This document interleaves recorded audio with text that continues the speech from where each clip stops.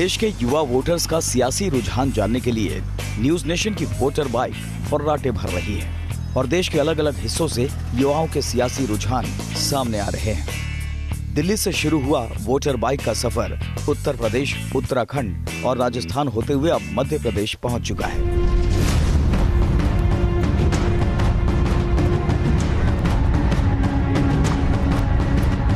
मध्य प्रदेश की रीवा लोकसभा सीट अप्रत्याशित नतीजों के लिए जानी जाती है। हालांकि इस सीट पर बीजेपी के जनार्दन मिश्रा मौजूदा सांसद हैं, लेकिन 2019 के रण में बाजी कौन मारेगा और इसे लेकर यहां के युवा वोटर्स का रुझान क्या है, यही जानने के लिए वोटर बाइक रीवा पहुंची। 21वीं सदी के युवा की आस्था लोकतंत्र में भी है और ईश्वर में भी, इसलिए दिन की शुरुआत के साथ हम मंदिर में पहुंचे। यहाँ कुछ युवा पूजा पाठ के लिए पहुंचे थे। चुनावी मौसम में युवा अपने मत का इस्तेमाल करने से पहले मंथन भी करते दिखे। तो किला रीवा में ओम श्री महामृत्युंजय भगवान मंदिर में हम इस वक्त पहुंचे हुए हैं। दरअसल 21वीं सदी के युवा को जहां कहा जाता है कि वो मोबाइल में बिजी होते हैं, वहीं मंदिर या भगवान के प्रति भी उनकी आस्था है और यहाँ पर जुटी भीड़ ये बताने के लिए काफी होती है। अब यहाँ आने का एक मकसद है। इस बार चुनाव में आपने देखा है कि किस तरीके से अली, बजरंग बली या इस तरीके से धार्मिक मुद्दे उठाए जा रहे हैं। तो उन मुद्दों पर रीवा की जो युवा जनता है खास तौर से वो क्या सोचती है, ये हम जानने की कोशिश कर रहे हैं। आपको लग रहा है ये तमाम मुद्दे उठाए जा रहे हैं, इनका कोई सरोकार है आपसे? इनका कोई सरोकार नहीं है। नहीं। क्या है कि हमारी जहाँ तक विचारधारा है उसके ऊपर देश सबसे पहले होना चाहिए। बाकी इलेक्शन में हमें उन लोगों को चुनना चाहिए जो हमारे देश का हित करे, ना कि हमारे अली, बजरंग बली और इन सब प्रकार के लोगों का।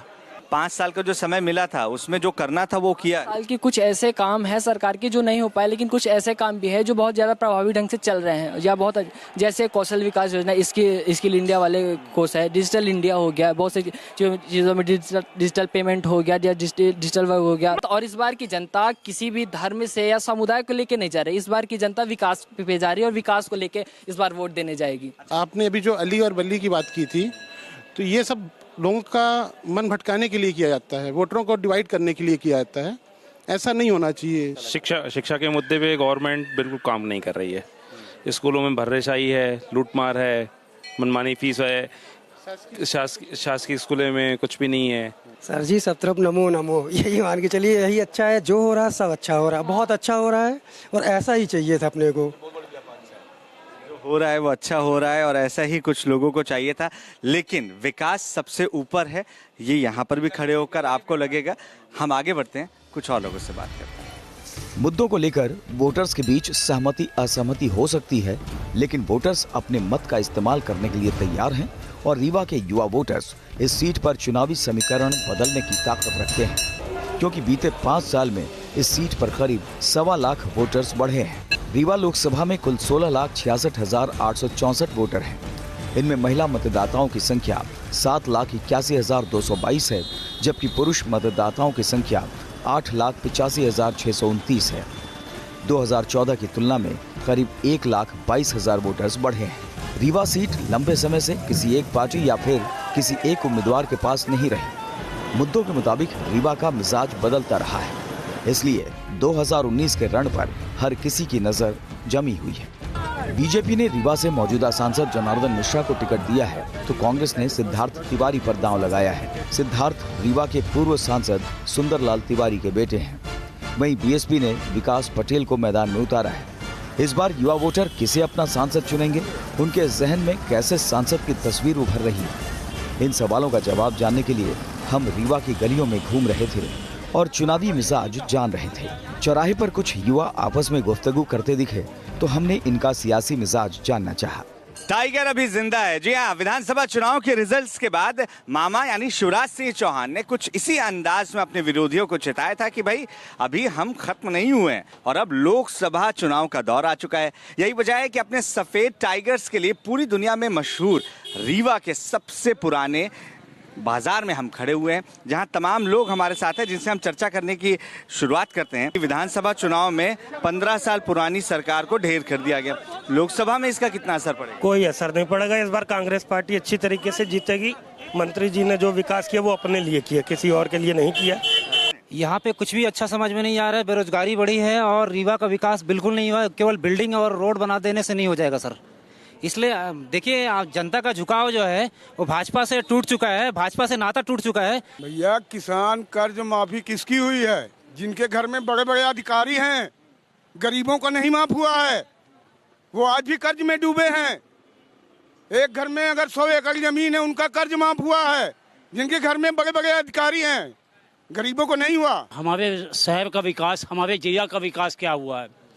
पाकिस्तान या हिंदुस्तान से मतलब नहीं है, तो नेता लोग डाइवर्ट कर रहे हैं अपने, चूंकि उन्होंने विकास किया नहीं, इसलिए वो मुद्दे को डाइवर्ट कर रहे हैं। रीवा में रोजगार भी चुनाव में अहम मुद्दा है। पर्यटन से रोजगार मिलने की उम्मीद थी, लेकिन माना जाता है कि इसमें उतनी कामयाबी नहीं मिली जितनी उम्मीद की जा रही थी। हमारे पास तीन नेशनल पार्क्स हैं, बांधवगढ़ है, पन्ना है और संजय नेशनल पार्क है, दुबरी। तो उसके बावजूद भी जो रीवा को एक टूरिज्म में एक जगह मिलनी चाहिए और टूरिज्म के माध्यम से जो रोजगार मिलना चाहिए, दूसरी जगह भी बहुत अच्छा कर रहे हैं, लेकिन कहीं ना कहीं रीवा बहुत पिछड़ चुका है। आगे आपको रीवा के कुछ और वोटर्स का मिजाज दिखाएं, उससे पहले 2014 के नतीजों को देखिए, ताकि रीवा के मूड को समझना थोड़ा आसान हो जाए।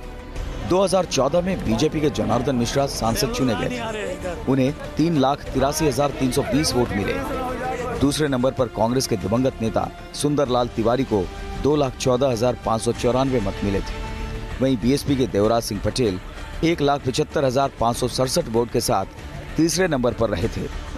2019 के रण में तीनों राजनीतिक पार्टी के प्रत्याशी मैदान में हैं, लेकिन इस बार वोटर को ज्यादा एतबार किस पार्टी पर और क्यों है, ये सवाल हमने कुछ महिला स्कूल टीचर से किया।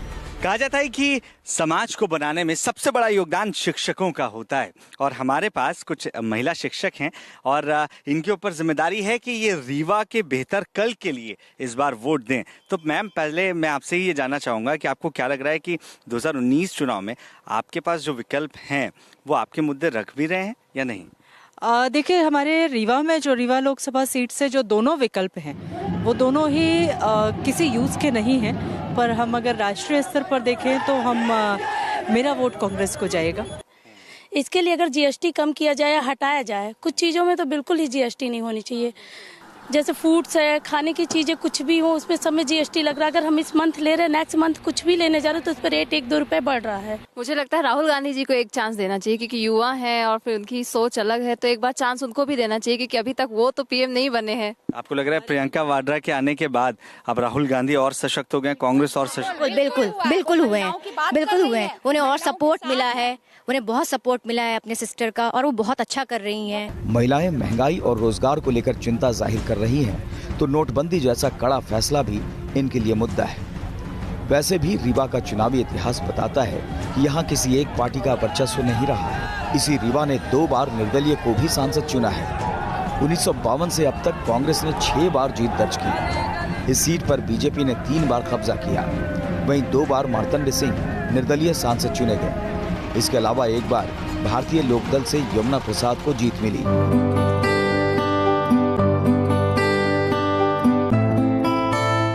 रीवा अपने बेजोड़ कलाकारों और शिल्पकारों के लिए भी मशहूर है। ऐसा हुनर हर किसी के पास नहीं होता।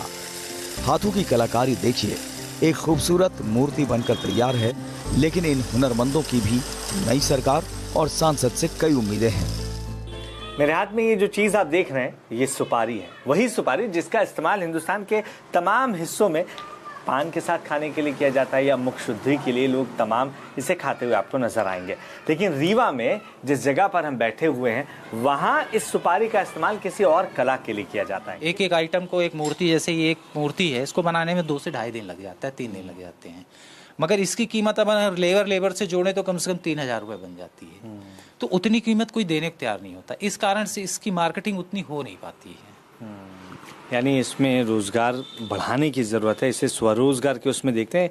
क्या जो स्थिति है उसे देखते हुए आप चाहेंगे कि जो आपका ये पुश्तैनी काम है, ये आने वाली पीढ़ी करे?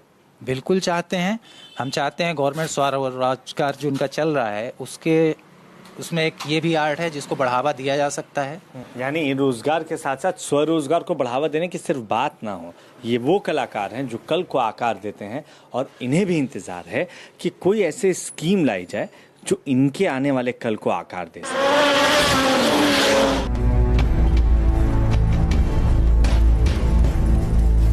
रीवा में 6 मई को मतदान होना है। चुनाव आयोग वोटिंग की तैयारियां करवा रहा है, जिसके तहत ईवीएम और वीवीपैट के बारे में मतदाताओं को जागरूक किया जा रहा है। रीवा में वोटर बाइक का सफर सुबह शुरू हुआ और देर शाम तक जारी रहा। हमने अलग अलग लोगों का चुनावी मिजाज जाना। इस सफर में देर शाम वोटर बाइक रीवा के चौपाटी इलाके में पहुंची। यहाँ लोग चाट पकौड़ी का लुत्फ उठा रहे थे, लेकिन इनके बीच भी चुनाव को लेकर उत्साह दिखा। लिहाजा 2019 के रण को लेकर लोगों से सवाल पूछ लिया कि किन मुद्दों पर वोट करने वाले हैं। गोलगप्पा, फुल्की, पानी बताशा, कई नाम है, पानी पूरी, नाम बदलते जाते जगहों के साथ साथ। और कुछ ऐसा ही हमने देखा है कि लोकसभा चुनाव आते हैं तो चेहरे बदल जाते हैं, वादे कुछ वही रह जाते हैं। कई में जो स्किल इंडिया के लिए है, तो मोदी जी ने तो पहले इसी के लिए कदम उठाया था। जैसे कह रहे हैं कि बेरोजगारी केवल बेरोजगारों के लिए, पहले भी बेरोजगार थे, अब भी 1947 से बेरोजगारी चली आ रही है, अभी तक बेरोजगारी चली आ रही है और आगे चलती रहेगी। निकम्मों के लिए बेरोजगारी है, जो काम कर रहे हैं उनके लिए रोजगार है। यहाँ ठेला लगाए हुए बहुत लोग हैं। आप इस बार वोट देंगे? हाँ, वोट देंगे। किन मुद्दों पर वोट देने वाले? वोट हो गए, बहुत सारे मुद्दे। बेरोजगारी है, मेन तो बेरोजगारी नहीं है। बेरोजगारी बढ़ी है घटी है? बेरोजगारी बढ़ी है, सिंपल। शिक्षा के क्षेत्र में जैसा सर आप देख रहे हैं कि जब से मोदी सरकार 5 सालों में आई है, लगातार शिक्षा का बजट कम कर रही है। तो हमारी सबसे पहली प्राथमिकता यही होगी कि हमारे शिक्षा में बजट कटौती ना की जाए और जो बड़ी बड़ी स्कॉलरशिप हैं, ये जो भी जितने भी अनुदान सरकार के द्वारा दिए जाते हैं, वो निरंतर चलते रहें। बार भी मोदी आएंगे, नामों का ही यूथ आइकन होते हुए भी मुझे नहीं लगता कि राहुल गांधी में वो स्पिरिट है जो इस एज में मोदी के अंदर है। आरक्षण का मुद्दा विधानसभा चुनाव में काफी गर्म रहा है। आपको लग रहा है कि इसका इम्पैक्ट अब इस चुनाव में भी पड़ने वाला है? नहीं, बिल्कुल पड़ेगा, बिल्कुल पड़ेगा। आरक्षण होना चाहिए, पर जो उसके लायक है उसको मिलना चाहिए। ये नहीं कि मतलब जी हाँ, जो आरक्षण होना चाहिए जरूरी है, पर जो उसके लिए एप्लीकेबल है उसको मिलना चाहिए, सबको नहीं। रीवा लोकसभा में 8 विधानसभा क्षेत्र हैं। साल 2018 के विधानसभा चुनाव में बीजेपी ने सभी 8 सीटों पर जीत दर्ज की। इसलिए 2019 के रण में पार्टी ने एक बार फिर जीत की उम्मीद लगा रखी है। वहीं मध्य प्रदेश की सत्ता में 15 साल बाद वापसी करने वाली कांग्रेस को इस सीट पर 2 दशक से जारी सूखा खत्म करने की आस है। हालांकि रीवा का वोटर किसके साथ खड़ा होगा, किसे अपना सांसद चुनेगा, ये तो 23 मई को ही पता चलेगा। एक नए उजाले के इंतजार में रीवा आज भी है। दरअसल रीवा की जनता भी मुद्दों पर, नेताओं पर विश्वास तो करती है, लेकिन इतना जरूर है कि सिर्फ विश्वास नहीं करती, बल्कि उन मुद्दों को अपने जहन में भी रखती है। और मौका मिलने पर व्हाइट टाइगर के लिए मशहूर रीवा के शहर के जो प्रत्याशी हैं, या यूं कहिए कि जो वोटर हैं, अपनी दहाड़ भी सुना देते हैं और अच्छों को धूल चटा देते हैं। तो इस बार रोजगार जैसे अहम मुद्दे पर रीवा की जनता, रीवा के युवा वोट करते नजर आएंगे। साथ ही राष्ट्रवाद का मुद्दा यहाँ पर भी जोर शोर से उठाया गया है, जोर शोर से उसका असर लोगों के जहन पर नजर आता है। रीवा से आज के लिए इतना ही। आपसे फिर होगी मुलाकात किसी नए शहर में, नए लोगों, नए मुद्दों के साथ होगी उनकी बात। आप लगातार रहिए न्यूज़ नेशन के साथ।